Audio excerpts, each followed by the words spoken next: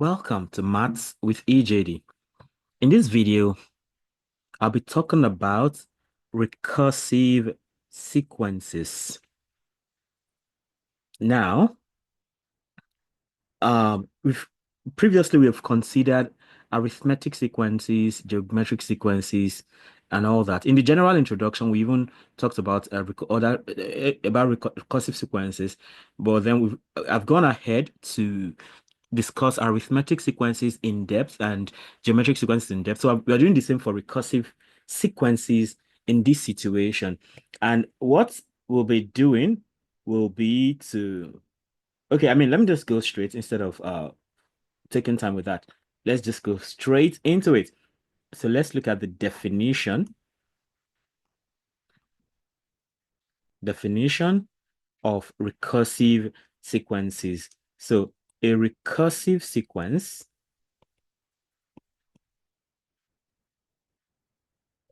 is a sequence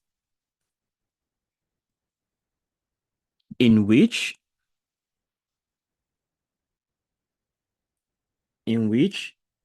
each term is defined as a function of one or more. It's defined as a function of one or more of its previous terms.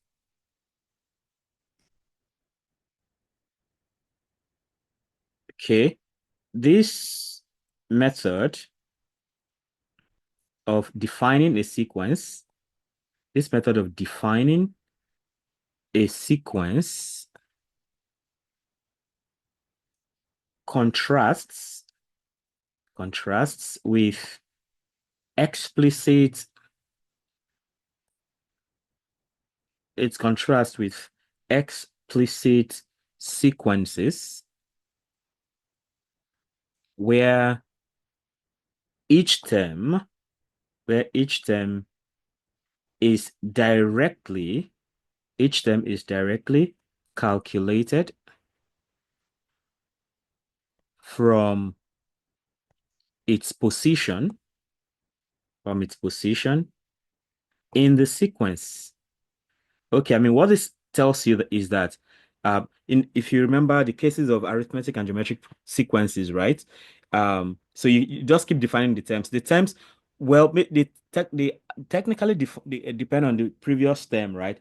But not like in a recursive sequence where each term in the sequence is actually defined as a function of one or more of its previous terms. So in explicit sequences, right?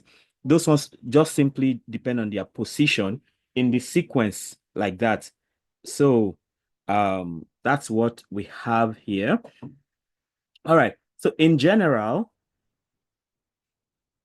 a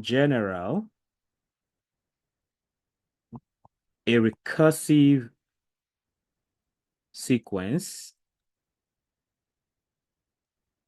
can be defined by one, a recurrence relation. So it can be defined by a recurrence relation. Okay. And talking about a recurrence relation, that means an equation that expresses each term based on the preceding terms, based on the preceding terms. Okay, that's one. Then another thing is about initial conditions. Initial conditions. So talking about initial conditions, we're saying that there will be need for starting values. There will be need for starting values that allow the sequence to be computed. That allow the sequence to be computed. Now, writing this, the one that comes to mind is the Fibonacci sequence. It requires two starting terms, 0 and 1, for the rest to be computed. So you can already see first under that. That's a very good example of a recursive sequence. So let's look at some common examples of recursive sequences. Common examples. Common examples of recursive recursive sequences. Okay. So a very good example will be Fibonacci, the Fibonacci sequence.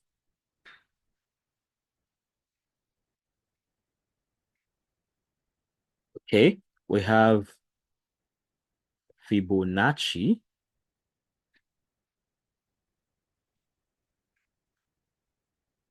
Okay, let's just talk about Fibonacci sequence. In fact, I think it should be about the most popular example of a recursive sequence. So the Fibonacci sequence, the Fibonacci sequence is a classic example. It's a classic example of a recursive sequence, of a recursive sequence, of a recursive sequence. It is defined, it is defined by the recurrence relation. So we can define it as a recurrence relation. And we can also look at it in terms of it having initial conditions. So the recurrence relation for Fibonacci is this, that the f of n is actually the same thing as f of n minus 1 plus f of n minus 2, because the idea is that every term is obtained by summing up the two terms before it. Okay. So in this case now, then so this has with initial, it has initial conditions. With initial conditions, f of 0 equals 0 and f of 1 equals 1. That means the first term is 0 and the second term is 1. And then by summing them up like that, we actually have the Fibonacci sequence. So we now say, so the the sequence begins as, f of 0 equals 0, f of 1 equals 1, f of 2 again, is now f of 0, f of 2 is f of 0 plus f of 1, and that is simply 1, okay? And then you have f of 3, f of 3 is equal to f of 2, f of 1 plus f of 2, f of 1 plus f of 2, and that is simply, so here it's actually f of 0 is 0, f of 1 is 1, so this is 1. So f of 1 here now is 1, f of 2 is 1, so that goes to 2. So you have f of 4, f of 4 will be f of 3, f of 2 plus f of 3. So f of 2 is 1, f of 3 is 2, that is 3. So f of 5, is equal to f of 3 plus f of 2. And that is f of 3 is, f of 3 plus f of 4 rather, f of 3 plus f of 4. Okay, f of 3 plus f of 4, that is 2, 2 plus 3, and that is equal to 5. Then we can go on. F of 6 is f of 4 plus f of 5. F of 4 is 3. F of 5 is 5. That is 8. And it can go on like that. So that we have f of n, as you see it to be f of n minus 2 plus f of n minus 1. All right. So if you want to do it on a general note, like we don't have to go through all these hassles. So the Fibonacci sequence, the Fibonacci sequence can then be written as, start with 0 and 1. 0 plus 1, you have 1. 1 plus 1, you have 2. 1 plus 2, 3. 2 plus 3, 5. 5 plus 3 plus 5, 8. 8 plus 5 plus 8, 13. 13 plus 8, 20. 8 plus 13, 21. 13 plus 21 is 40. Would that be 40? That's 34.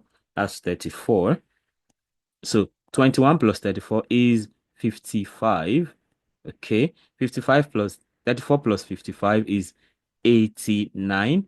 So 55 plus 89 now is 144, I believe. Yeah. That's 144. And it goes on like that. So add the previous two terms and you get the next term. That's what the Fibonacci sequence is about. So it's about the most important example of recursive sequences. Okay, now let's talk about recurrence relations and initial conditions. Okay, recurrence relations, recurrence relations, and initial conditions.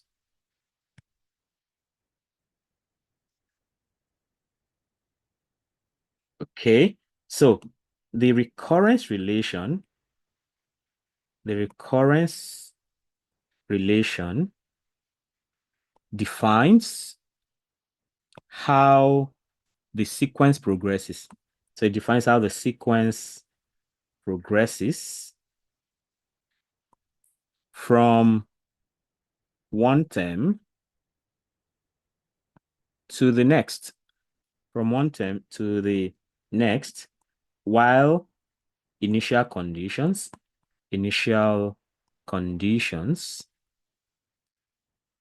provide the starting point. Initial conditions provide the starting point. Okay.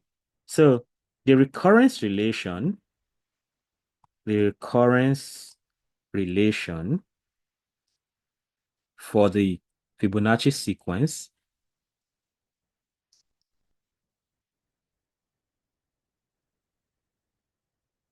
above is actually linear. Okay. It's linear and homogeneous. It's linear and homogeneous. Okay. Linear, homogeneous, meaning, so that means that, meaning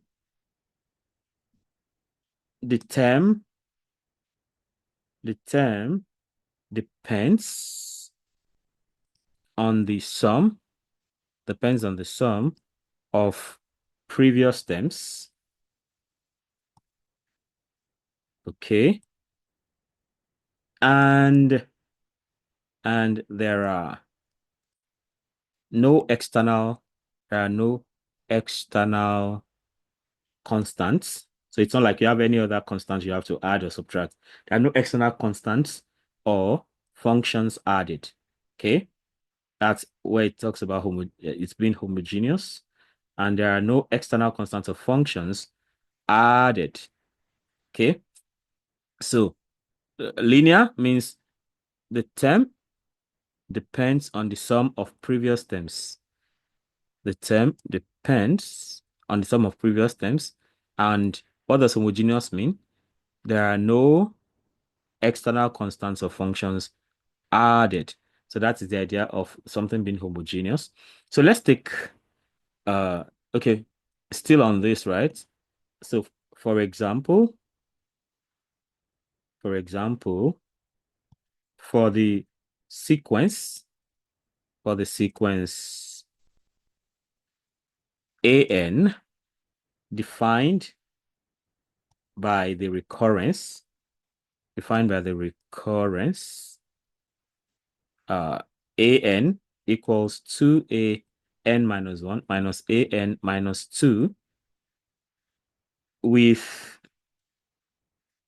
initial conditions, with initial conditions, A naught equals 3. So A naught equals 3 and A1 equals 4. You see that the terms, the terms of the sequence, the terms of the sequence would follow, the terms of the sequence will follow the recurrence relation. The recurrence relation starting with the provided values, starting with the provided values. I mean, let's play with that a little bit. So we have an equals 2an minus 1 minus an minus 2. So you see that here we need we can't, it's difficult to get. I mean, if you try to get a naught, I mean, if we have a naught, meaning that for n is 0, right? So for n equals 0, so we have a naught 2a minus 1 minus a minus 2. So this won't work, right?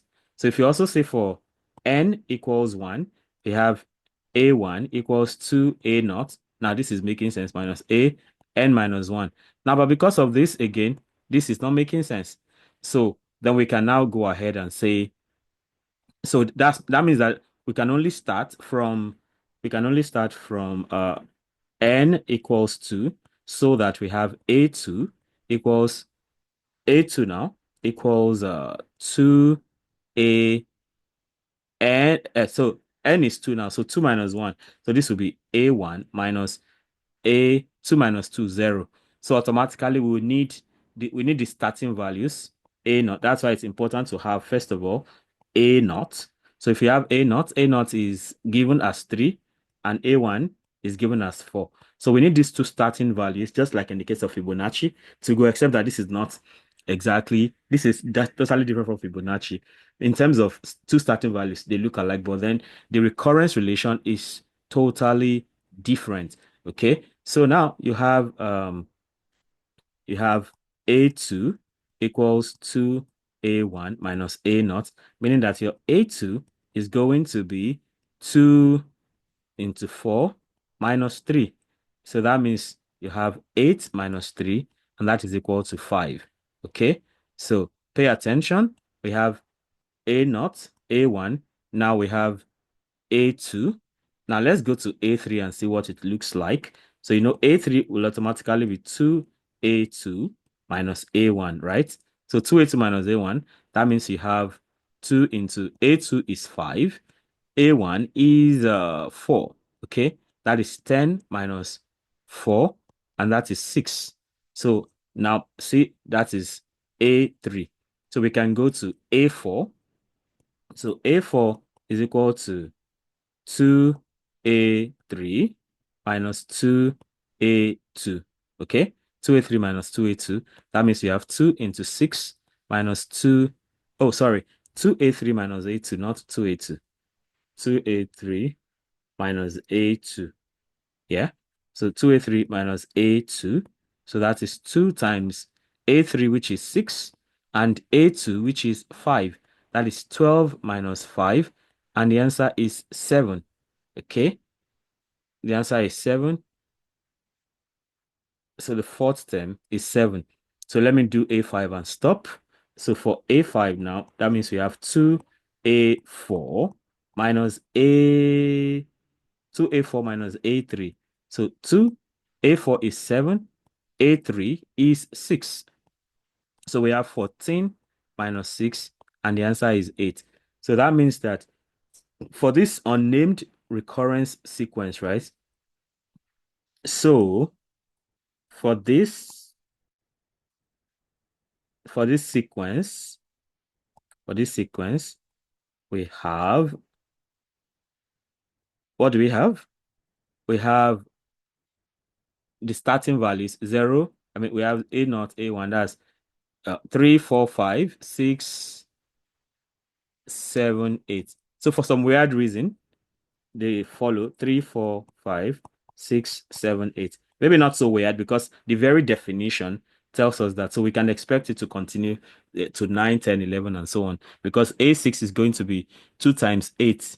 Yeah, 2 times 8 is 16. 16 minus 7 is 9. Okay, so normal. So it just goes on like that. Okay, so that's recurrence relations and initial conditions. So you need the recurrence relation to define how the progression goes, and then you need the initial conditions to even start in the first place.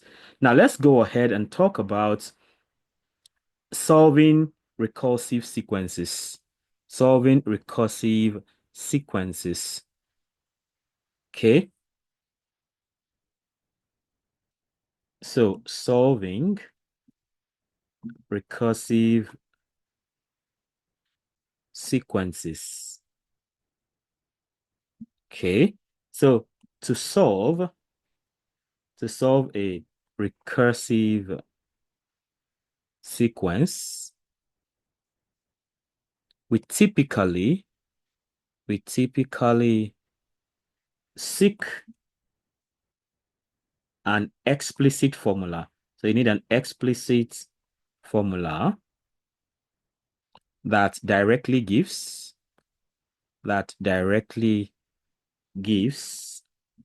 the end term. Okay, that directly gives the end term, eliminating eliminating okay, eliminating the need for recursion. Okay, so if you can get an explicit formula, it really helps to avoid recursion. So this process often involves this process often involves techniques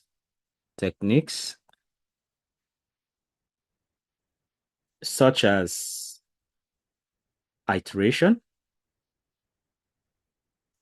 characteristic equations, iterations, characteristic equations, or even generating functions. I think we're going to get to all these. We're going to be talking about generating functions towards the end of this series, hopefully. So let's look at an example referring to um, Fibonacci sequence. Example 1, focusing on Fibonacci sequence. Interestingly, Fibonacci sequence has very beautiful applications in biology, in real life, in animals and plants, talking about their shape and all that. So I hope we can explore that along the line. So for the Fibonacci sequence,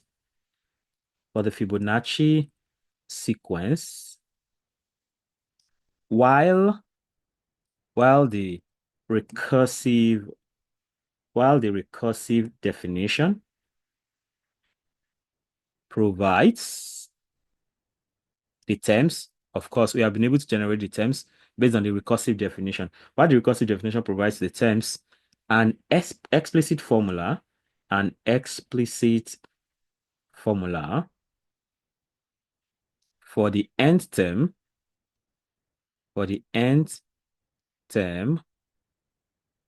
can be derived using the closed form, expression. And of course, this formula is really it's really thick, so to speak. It's a big deal. So also called Binet's formula. Binet's formula. So that's the closed form expression. So, and what does the closed form expression look like? Here, right here, you have f of n equals 1 over square root of 5 into 1 plus square root of 5 divided by 2 raised to power n minus 1 minus square root of 5 divided by 2 raised to power n. So with this closed form expression now, we can actually find terms. Like if you need the first term, all you just need to do is let's say this is raised to power 1, this is raised to power 1. And they just cross out, right? So if this is raised to power 1 and this is raised to power 1, oh, they can't just cross out. So, but half minus half, we just go m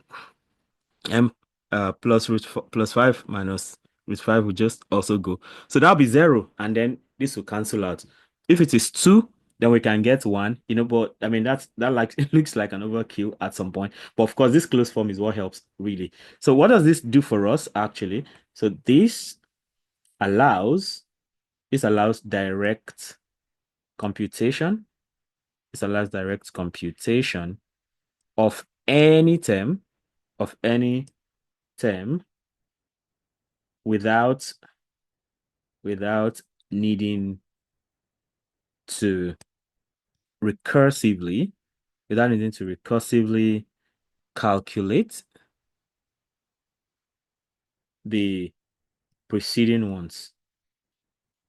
So the beauty of this formula is that you can do, if you need the 10th term of a Fibonacci sequence, you just set your n to 10. So just 1 plus root 5 divided by 2 raised to power 10 minus 1 minus root 5 over 2 raised to power 10. Whatever you get, multiply by 1 over root 5, and that works. That goes. I mean, the easiest one we can do is to set it to, maybe we need the first term. So if this is 1 and this is also 1, so we see that we have, okay, we have half minus half right there, and we have plus 5. Yeah, plus 5 over root 2 plus 5 over root 2. So that will be yeah, that will be, so those will cross out, right? And then we end up getting our first term to be, I think, is it 1 or 0? I think should be, it looks like 1. But I mean, if you, I really don't want to go into that now. That's why I'm just looking at it like that. But with this formula, you can generate any term of the Fibonacci sequence by just replacing that particular term you need for the value of it, replace it for n. Now let's look at another example. Now focusing on geometric sequence. So example 2 now. Example 2, geometric sequence. Looking at it with the eye of recursive sequence. So imagine, consider a recursive sequence defined by the recurrence relation,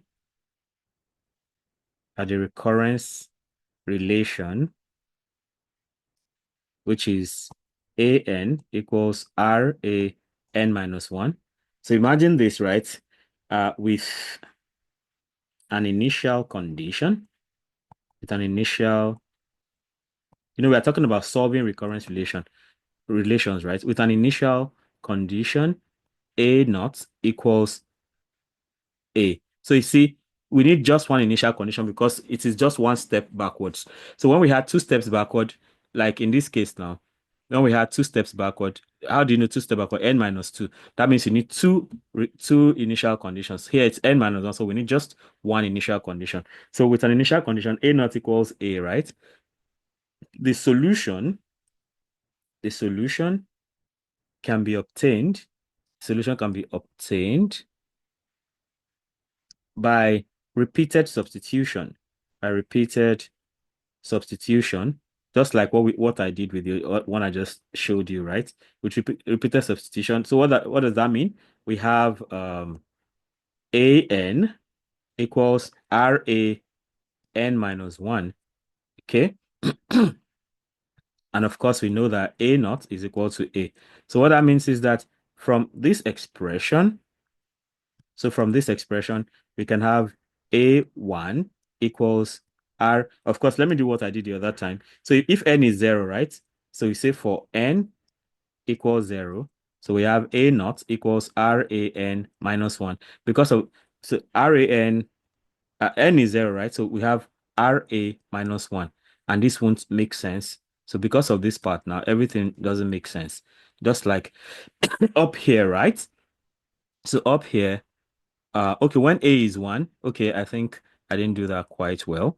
So when A is 1 up here, right? So it means we have 1, so we have A minus 1. And this A minus 1 makes the whole thing not make sense. Okay.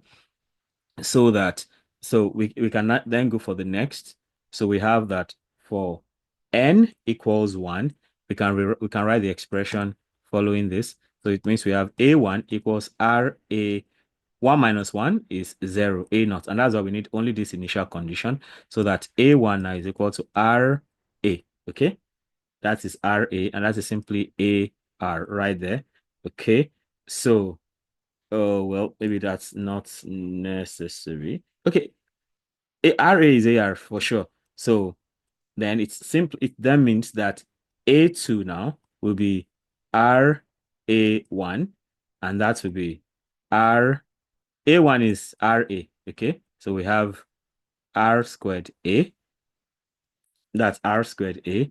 So A3, you see, is R A2. And what does that tell us? That's R into A2 is R squared A. And that means we have R cube A. So you have RA, of course, this is AR. That's what we are used to. AR squared, AR cube. And that's why it's geometric in nature, right? So we can keep going like that. So we can go all the way down until we come to AN. So you can see the pattern goes that, when you have, so for the, what am I doing here? This is, okay, A1 is already given. Sorry, this should be A2. Sorry, this is started with A1. So this should be A2, A3, A4. Okay, so this is A2, A3, A4. So you see, going on like that, now we see that this is actually, so as you can see up here, this is more like, so when we have this, when we have A2, A2 is just like AR raised power 2 minus 1.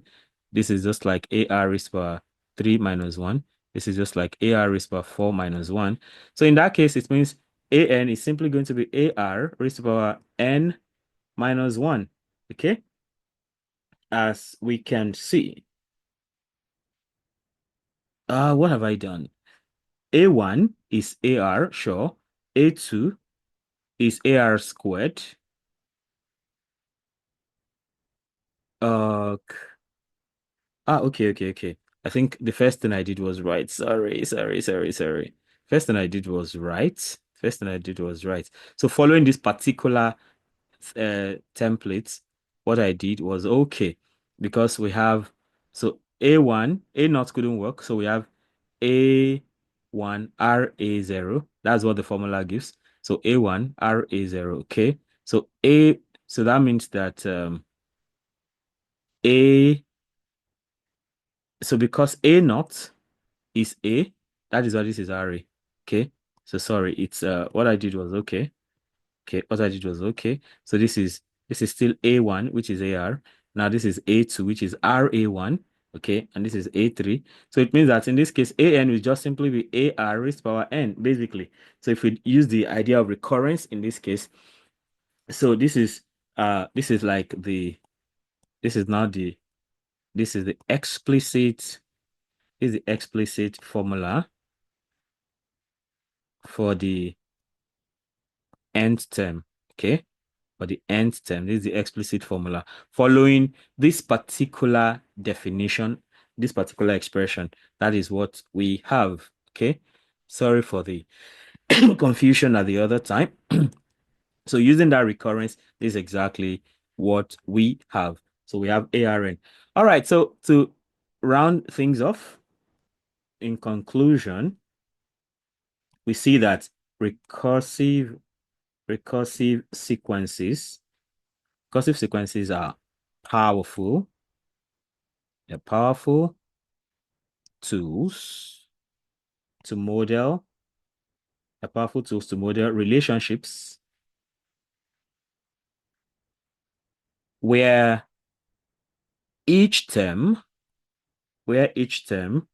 depends on previous terms. Okay, each term depends on previous terms. So, and of course, there'll be such relationships for sure. So next, solving them can involve from the solving, right? We keep putting the values and then we get a pattern out of it, and we can attach a formula to that. Solving them can involve the deriving deriving explicit formulas, just like we said, deriving explicit formulas, often through often through iterative, often through iterative techniques or closed closed form expressions. Okay, so if you can get a closed form expression, like in the case of Fibonacci, in the case of geometric sequence, we can get from iterative technique, we can establish a formula. Then lastly, you see that the Fibonacci, the Fibonacci sequence and geometric sequences and geometric sequences are two common, there are two common examples that illustrate the recurrence relation and the process of solving them and the process of solving them. And with that, we come to the end of this video. If you have not subscribed to this channel, you'll be missing a lot. So go ahead and subscribe right now and hit the notification bell so you can get alerted each time a new video is released. Comment, let me know how helpful these videos are. And of course, let me know if there's a topic you'd like me to teach or a question you'd like me to solve.